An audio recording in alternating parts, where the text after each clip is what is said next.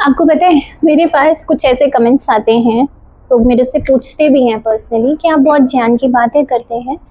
तो क्या आप उसे जी पाते हैं? तो मैं ये तो नहीं बता सकती कि मैं कितना जी पाती हूँ कितना नहीं, पर फिर भी मैं आपके साथ कुछ चीज़ें छोटी-छोटी शेयर करना चाहती हूँ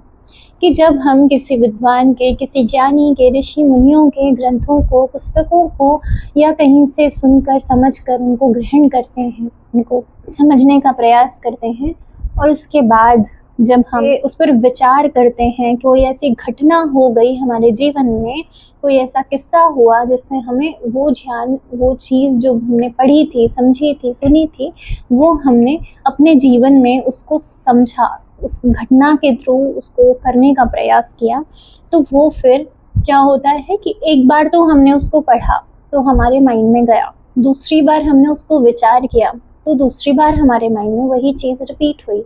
और फिर हमने उसको किसी एग्जाम्पल से, किसी घटना से समझा तो वो हमारे तीसरी बार रिपीट हुई और उसके बाद हमने अगर किसी को बताने का प्रयास किया तो हमने कैसे बताना है इस चीज़ को फ्रेम किया, तो ये हो गई चौथी बार। और उसके बाद जब हमने बताया और जब मैं ये वीडियो बना रही हूँ तो मैं बता रही हूँ, तो ये वहाँ 6 बार, बहुत बार इस चीज़ को रिपीट करती हूँ। तो कहीं ना कहीं ये मेरे माइंड में चीज़ें फिट हो रही हैं, मैं कितना कर पा रही हूँ ये तो मैं भी अभी ठीक से नहीं समझ पाती हूँ और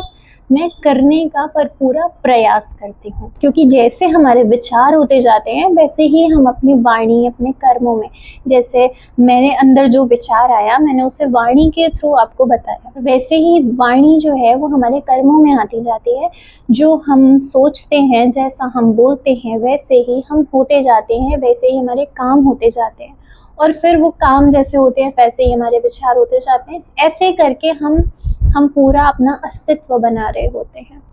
तो मैं बस इतना बताना चाहती थी कि इन ग्रंथों को, इन अच्छी पुस्तकों को, इन अच्छी बातों को करना चाहिए। ना करने से बहुत अच्छा है कि हम उन बातों को करें, हम उन बातों को पढ़ें और धीरे धीरे आज नहीं तो कल वो हमारे कर्मों में भी आ ही जाते हैं। यही मैं आपके साथ शेयर करना चाहती थी। ओम नमस्ते।